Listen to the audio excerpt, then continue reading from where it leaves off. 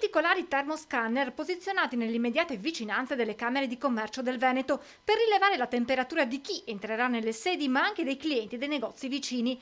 Gli enti camerali prendono così parte al progetto Sea Sentinel, indagine epidemiologica dell'Università di Padova. La persona che passa qua vicino o a Belluno, no?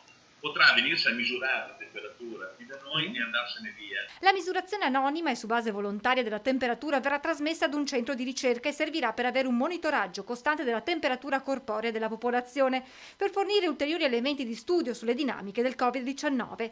I dati saranno disponibili anche agli esercenti dei negozi nei dintorni delle sedi camerali, i quali attraverso un'app potranno intercettare eventuali clienti con alterazioni febbrili senza doversi dotare di propri dispositivi dedicati.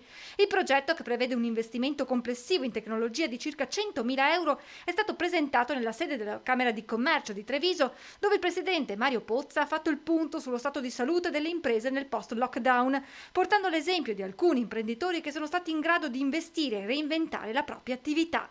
E anche lo stesso ente camerale si sta riorganizzando in questa fase 2, continuando a prediligere lo smart working. Abbiamo messo in piedi un gruppo di lavoro che fa un censimento, abbiamo fatto un censimento delle attività lavorabili in presenza, telelavorabili, in modo tale che questo periodo che abbiamo vissuto di 2 mesi, i servizi che abbiamo reso non in presenza ma a distanza, siano mantenuti, perché vi devo dire che alcuni sportelli virtuali che sono molto più efficienti, la riorganizzazione della Camera di Commercio qua dentro si farà anche in relazione alle attività telelavorabili e smart workabili.